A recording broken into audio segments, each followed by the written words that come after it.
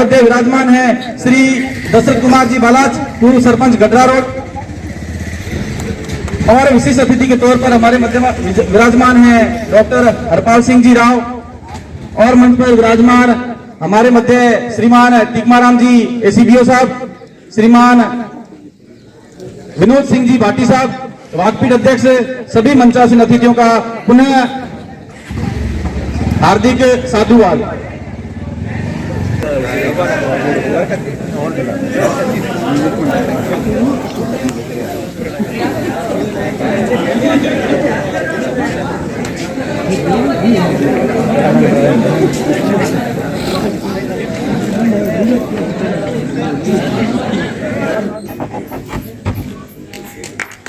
जोरदार तालियों के साथ अभिनंदन।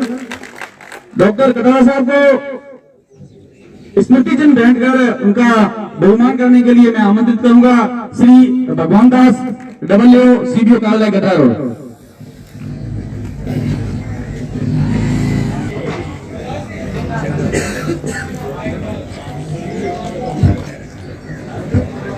बहुत बहुत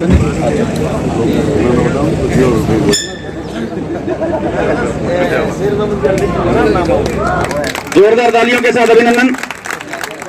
मैं पीओ साहिबान ठोकेरा, रतरेड़ी कला और रावत सर, इन सबको आमंत्रित करूंगा कि आप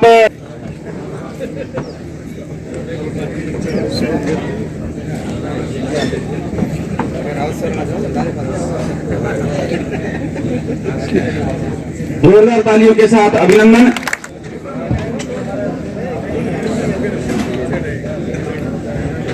ठीक है, जोरदार तालियों के साथ अभिनंदन करें।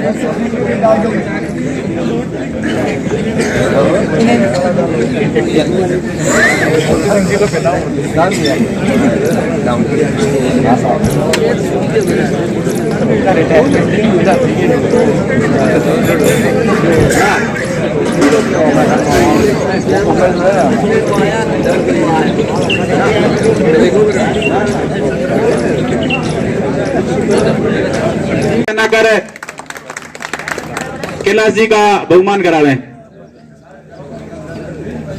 उम्र में केवल 1.5 साल का अंतर था, तो जब भी घर में कोई काम होता तो वो बड़ा वाला था वो 5 साल का था, छोटा वाला 3.5 साल का था। तो मोट क्यों कर दियो तो छोटो है। फिर थोड़ा टाइम बीता, वो 10 साल का हो गया, वो 8.5 साल का था। कोई काम होता मोट क्या कर दो तो छोटो है। फिर बड़ा हुआ, वो 20 साल का हो गया, वो 18.5 साल का हो गया। काम कौन करी, मोट क्यों कर दे तो छोटो है। वो 50 साल का हो गया, काम कौन करी, मोट क्यों कर दी हो तो छोटो है। तो उसने अपने दिमाग में एक विचारधारा बना दी, मैं तो छोटा हूं। साइकोलॉजिकल एक दृश्य क्रिएट किया जाता है। एक फिल्म आई है दृश्यम, 1 और 2 दोनों आ गई हैं, आप देखना, अजय देवगन की। तो एक्चुअल में एक दृश्य क्रिएट किया जाता है, आप छोटे हैं या बड़े हैं। और जिस दृश्य में आप उतर जाते हैं छोटे में, तो अपने आप को छोटा ही मानने लगते हैं, और बड़े में उतर जाते हैं तो बड़ा ही मानने लगते हैं। अंतर कितना था, 1.5 साल का ही तो अंतर था, है ना।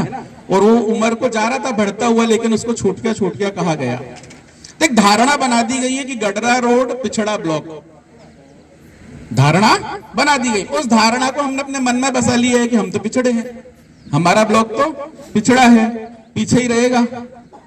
तो जब तक ये धारणा दिमाग से नहीं मिटाओगे तो इस प्रकार की वाकपीठों का और निष्पादन समिति की बैठकों का कोई उद्देश्य नहीं रह जाएगा।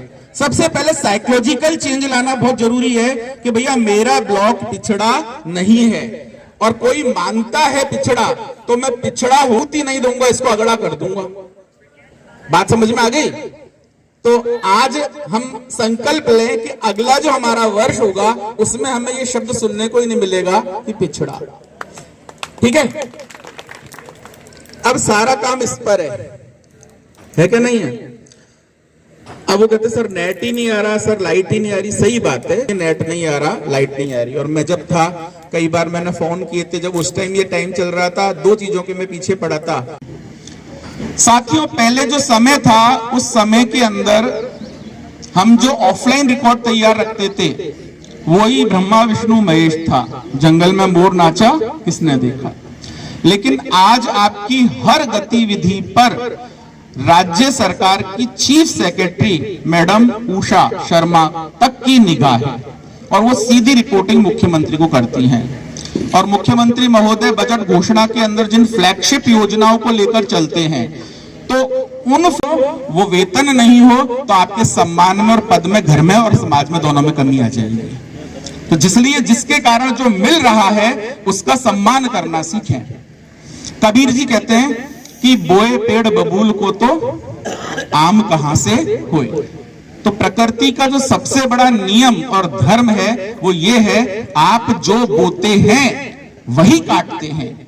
प्रकृति में, विश्व में, सृष्टि में ऐसा कोई विधान नहीं है कि आपके कर्म में परिवर्तन कर दे। ठीक है, एक श्लोक आता है जिसका मैं आपको अर्थ बता रहा हूं। 100 कोटि कल्प तक किए गए कर्म का नाश नहीं होता है। ठीक है, कल्प का मतलब समझ में आया क्या होता है? 4 युग होते हैं, सतयुग, द्वापर, त्रेता, मध्य, है ना।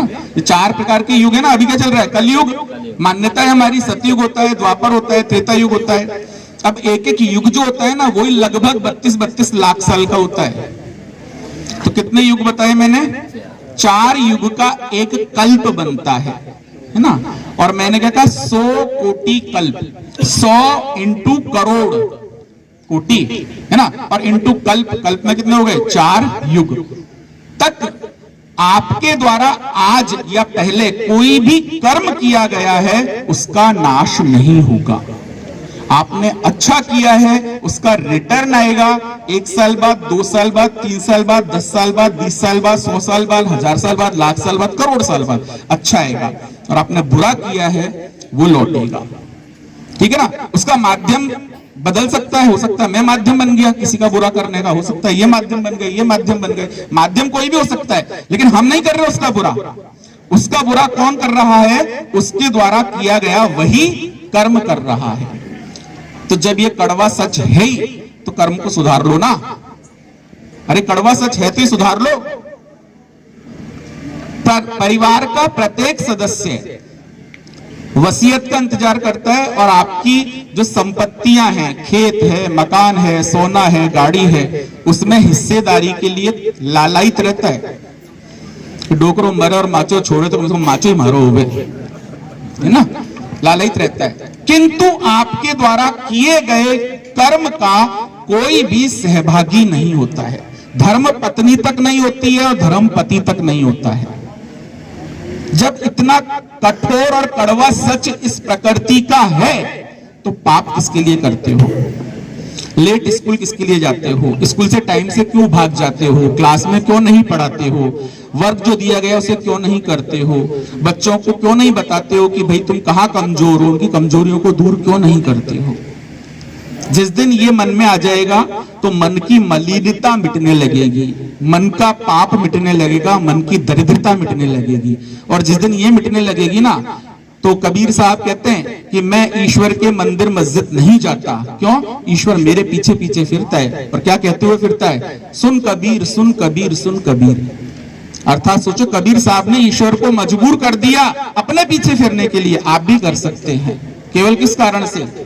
चदरिया झीमी रे झीमी, उनका पद सुना है? उसमें अंत में क्या कहते हैं? दास कबीर ने ऐसी ओढ़ी जू की त्यों धर दीनी। चदरिया यानी जीवन, मैंने जीवन में ना तो मलिनता धारण की और ना शुचिता धारण की। जिस प्रकार का जीवन ईश्वर ने मुझे दिया था, वही निर्मल जीवन मैंने ईश्वर को लौटा दिया। केवल किस चीज से? जो कर्म ईश्वर ने मुझे दिया था, उस कर्म को मैंने बखूबी किया है, ईमानदारी से किया है, नैतिकता के साथ किया है। इसलिए मेरी जो चदरिया है, मैंने ईश्वर को ऐसे ही लौटा दी। इसलिए कबीर की हम मास्टर राजेश